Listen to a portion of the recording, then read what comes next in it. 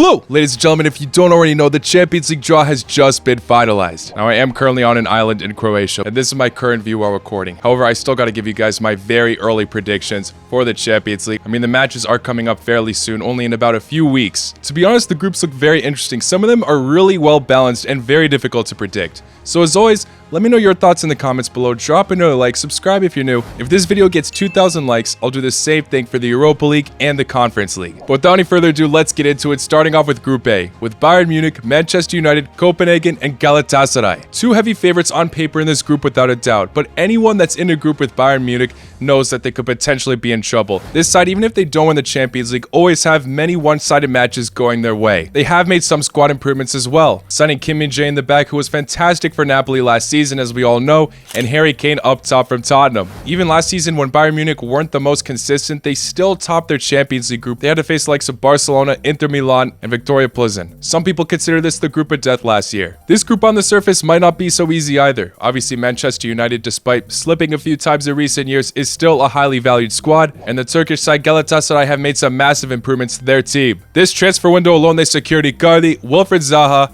Tete from Shakhtar, Ziyech from Chelsea, Angelino from RB Leipzig. Much improvements here, and obviously it is only the beginning of the season, but so far they haven't been looking the most dominant. At least in the Champions League qualifiers, I was expecting a lot better from this side. They advanced over Norwegian side Molde on aggregate 5-3, but both matches they won just narrowly. Obviously that's a bit critical though. The team needs some time to kind of build themselves together, and there's a lot of great individual quality, not to mention the players they already possess, such as Mertens. So I wouldn't necessarily be surprised if the Turkish side clinch a top 2 position and advance to the knockouts. However, it's going to be very tough against the Giants in this group. Like I said, Bayern Munich, without a doubt, I think will advance to the knockouts. Most seasons, this club proves that they are a top elite Champions League side, always going to compete for that next set of rounds, so I'm going to say they get first place. I know I haven't talked much about Copenhagen yet. To be fair, they have made some interesting signings themselves, such as getting Elyounoussi from Southampton, Melling from Rennes, and Larsen from Schalke. However, prime examples, Larsen and Elyounoussi, both belonged in clubs that got relegated. Could prove me wrong, but I don't think this side have enough quality for this difficult group. I think it's safe to bank that this side will finish 4th. But who will get that second place spot? Manchester United or Galatasaray? We could easily see Galatasaray kind of shift many people's predictions here. I know most people are going to go for Manchester United. Every time they were in the Europa League in recent years, they made progress, but in the Champions League, the furthest they made it in the past decade was the quarterfinals, despite not making it as far as the club should anticipate.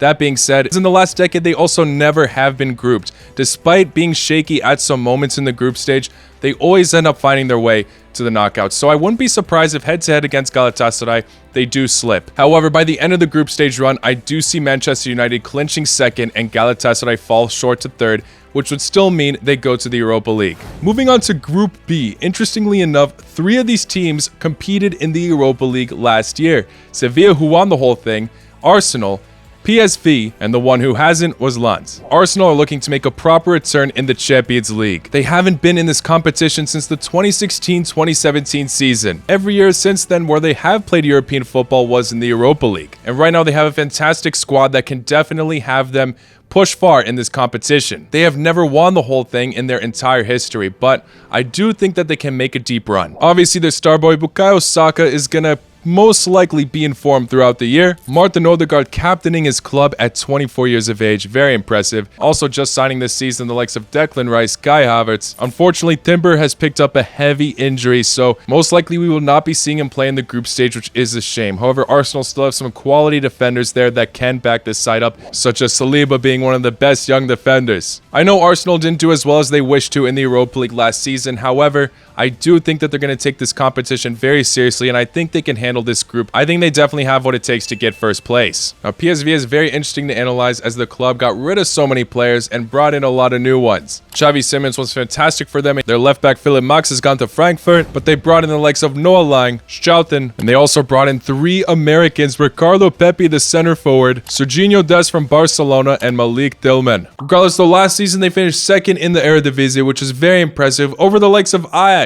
And in their Champions League qualifiers, they cruised through Rangers, beating them 5-1 in the second leg. Sevilla, who I wouldn't be surprised automatically go to the Europa League, since that's the competition they love and that's what happened to them last last year. Also got rid of a lot of players. Their goalkeeper from Morocco, Bono, has signed for Al Hilal, and Montiel has gone to Nottingham. But they signed Sal from Frankfurt, Luca Bacchio from Hertha, and the final club, Lens, also are going through a massive revamp. Fofana was brilliant for them last season, so I am a bit worried how they will cope without him. They've only played 2 matches so far in Ligue 1, but they haven't gotten a single win yet at the time of this recording. If I'm going to give it my best go, I'm going to say Sevilla do not make it to Europa League this year because they're going to get second place this time in the Champions League.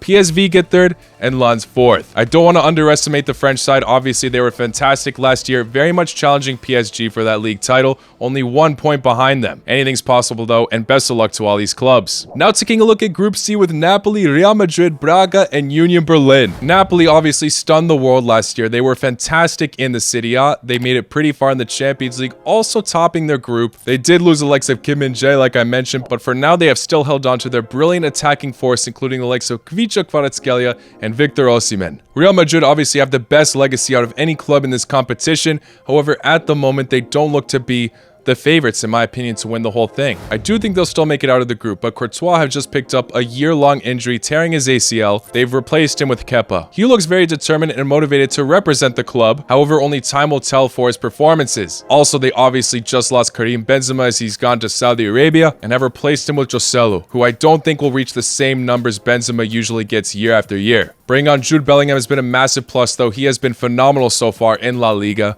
Arda Güler did get injured, unfortunately, right after they signed him, but they still have a lot of midfield depth in this club. Braga just pushed through over Panathinaikos to qualify for the Champions League. Not too long ago, they had an impressive Europa League run. And Union Berlin, this is one of the most admirable clubs at the moment. They've only been promoted to the Bundesliga in 2019 for the very first time as well, and 4 years later, they have qualified for the Champions League. Most people are going to favor Napoli and Real Madrid to qualify for the knockouts in this competition, and I'm going to have to agree. I am worried for Napoli how they will do without their manager Spalletti, who did resign after he won the Scudetto. But at the end of the day, I think this squad has a lot of great individuality that can handle the other teams in this group. So despite me potentially doubting how far Real Madrid can go later on, I definitely think that they will top the group. Napoli gets second place. And for the Europa League spot, I know I'm going to get a lot of hate on this. I know the Braga fans are absolutely passionate. Respect to this club.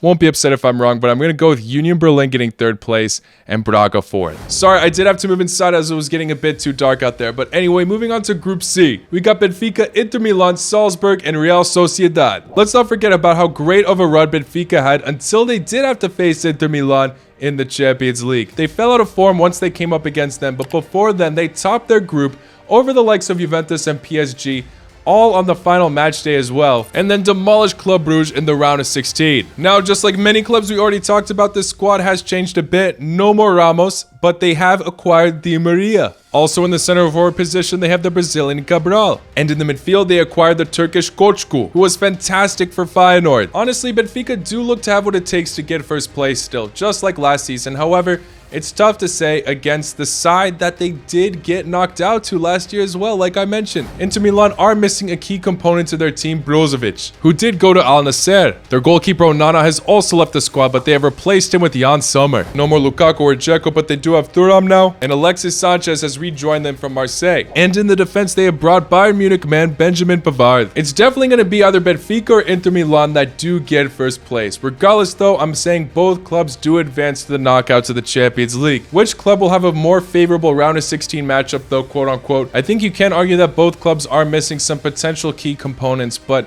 I'm going to just favor Benfica here. I won't be surprised if Inter top the group. It's very tough to call, but I'm going Benfica first, Inter Milan second. Now, who will qualify for the Europa League, Salzburg or Real Sociedad? Salzburg always possess a lot of young, incredible players that do go on to bigger clubs in the future. They have gotten rid of a lot of their players from last season. Despite this still being very much a squad filled with energy and life, I do think Real Sociedad has what it takes to get third place, and Salzburg get knocked out to fourth. Real Sociedad haven't had the most brilliant start to La Liga so far.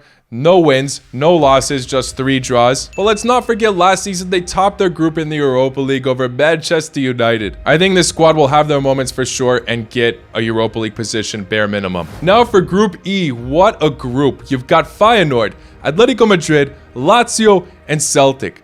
Now, Feyenoord and Lazio were in the same exact Europa League group last season, where every single team in this group got 8 points. It was unbelievable. 2 wins, 2 draws, and 2 losses. When they did face each other in the Europa League, each of the sides got 1 win against one another. You've got to love Feyenoord's manager Arne Slot. He was rumored to go to Tottenham, but he has stayed loyal to his club as he believes in their project. They lost one of their best midfielders from last season, Kochku, but let's not forget that this club won the Eredivisie last season after they got rid of many top players from the years before. So regardless, this squad is going to keep their identity, and they have brought in some very interesting signings. One of my favorites, for obvious reasons, is Ivanovic from Dinamo Zagreb. If we're going to talk about performances from last season though, Atletico Madrid will not be proud of theirs. Last year, they got knocked out of the group stage in the Champions League. 4th place in what was supposed to be a doable group with Porto, Club Brugge, and Leverkusen. With such a strong squad and Diego Simeone as manager, it should be better than that. However, they have had some interesting advancements, as Biliqueta, a veteran for Chelsea, can definitely be an addition to the back line. And despite Atletico Madrid falling in the UCL, Griezmann really did pick up his form over the year. In Europe, we've seen Lazio as a very tough team to predict. They fell short to the Conference League after sharing points with every single team in the Europa League, and eventually got knocked out to Alkmaar. So it seems like the Dutch teams do curse this club. But regardless, they've gotten the likes of Daichi Kamada, who was fantastic for Frankfurt, Castellanos from New York City FC, and Izak from Midtjylland. Biggest loss though, losing Milinkovic-Savic. I think one of their best players, could be biased saying that, but yeah, he has gone to Al Hilal. Just like the other groups, anything is possible in this one as well. I think Feyenoord has what it takes to advance. In fact, I'm going to go bold and say they get 1st place. Maybe not even such a bold take. They really have been in fantastic form. Maybe it can dip, of course, but I do trust Arne Slot. Simple as that. Really never seems to lose the identity with this club. I think Atletico will have a more successful season this time around the Champions League. Maybe not dominate the group, but they will get 2nd place. Lazio 3rd and Celtic 4th. I'm sorry, I didn't even touch on Celtic yet. Obviously, they do have quite an impressive squad and did win the Scottish Premiership last season. However, this is quite the difficult group. So Celtic fans, laugh at me all you want if I do get this one wrong. It's football. I won't be surprised if I do, but I'm saying you get 4th place. Sorry. Next up, probably the most intense group in the Champions League. None of these teams are thrilled to face each other.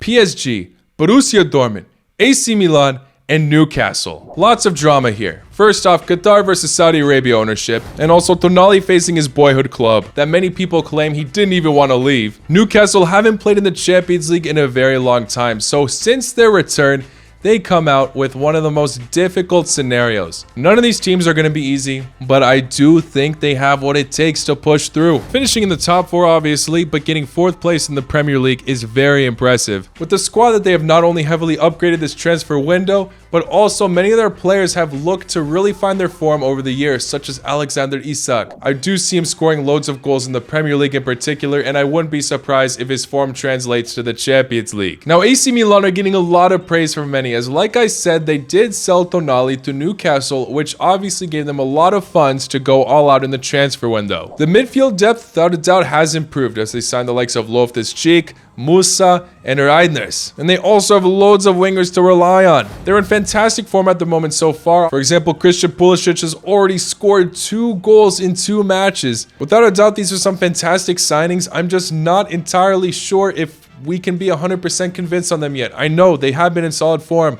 but only time will tell. It's still too early, and this bunch will be tested in a difficult group. Of course, last time I did doubt AC Milan quite a bit, and they made it very far in the Champions League, all the way to the semis. So we could see them have yet another solid run. PSG, we could end up seeing them slipping. They have still held on to the likes of Kylian Mbappe, but they just lost Neymar and Messi. Who did they gain though? Ramos from Benfica, Ousmane Dembele, Asensio, Kang-in Lee, Skriniar in the back, Lucas Hernandez, plus many more. With Luis Enrique in charge, I think he has enough time to sort of get organized, maybe have a few slips here and there, but I still see PSG, despite being in a very difficult group without a doubt. I could be wrong on this. They finished 2nd last time around, I know, but I'm saying they still get 1st place. Dortmund are a very solid side without a doubt, but they really haven't made many advancements with their squad, even after making a lot of cash off of Jude Bellingham. They signed Mecha and Sabitzer, but I don't know if they are much of difference makers to face such quality teams in this group. I don't mean to disrespect them, but I'm going to put them at 4th. It feels criminal to put any of these teams at 4th, obviously, but that's my pick. For 2nd, who's it going to be? AC Milan or Newcastle? For sure, I'm torn about this, and after AC Milan's last season, I think most people are going to go for them to advance to the knockouts.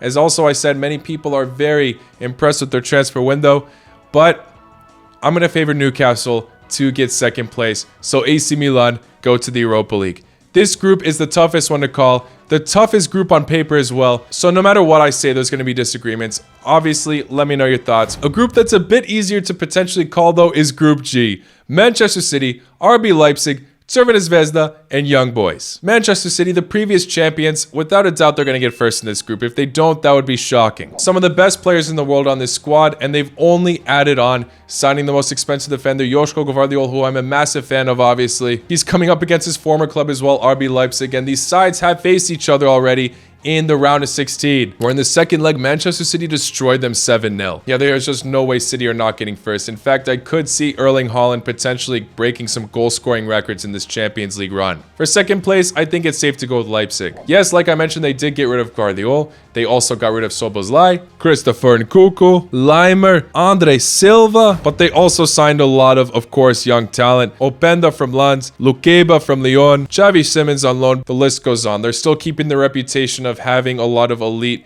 young talent. Already some fantastic players on the squad as well. For example, Dani Olmo, who grabbed a hat-trick against Bayern Munich not too long ago. Easy second place for me. Now for third and fourth, this is tough between Young Boys and Crvena Zvezda. Crvena Zvezda last season amongst all the European teams, believe it or not, are the only ones to be completely undefeated in terms of the top flight leagues. Domestically, of course, because in Europa League, they did get knocked out early. But I think now they have the chance to go back to Europa League and maybe, just maybe in that playoff round, pull through and advance further in the knockouts. So I'm going to say they get third and Young Boys finish fourth, as they just sold one of their better players or either. And finally, the last group we're looking at, Group H, with Barcelona, Porto, Shakhtar, and Antwerp. Barcelona in European competitions under Xavi have not been successful, having a very solid run, looking like juggernauts in the Europa League not too long ago, and then getting knocked out to Frankfurt at home at the Camp Nou. Then after that, last season in the Champions League, they got eliminated, sent to the Europa League, and then immediately got knocked out to Manchester United. To be fair, their group back then was very difficult. Like I mentioned, one of the tougher groups in the Champions League. Maybe not as chaotic as the current Group F, but this time around, they do look to be favorites in this group. This squad still has a legacy and quality to get first place. I'm going to say they're able to do it. Now, Porto do look to be favorites to get second place, but it's a bit tough to necessarily be certain about that,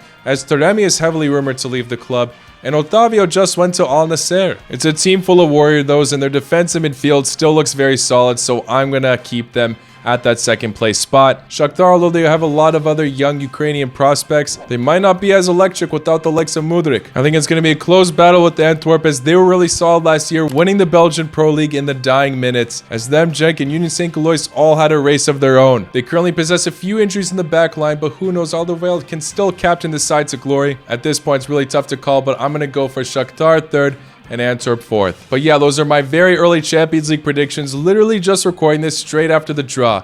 Let me know your thoughts as always in the comments below. Thank you all for making it to the end. If you did enjoy, like I said, hit that like button, subscribe if you're new. There is going to be another prediction video out tomorrow as well. The Euro qualifiers for match days 5 and 6, so make sure you stay tuned for that. The football season is truly back, which means a lot more uploads to come. I'll see you all very soon. Take care. La cu noci.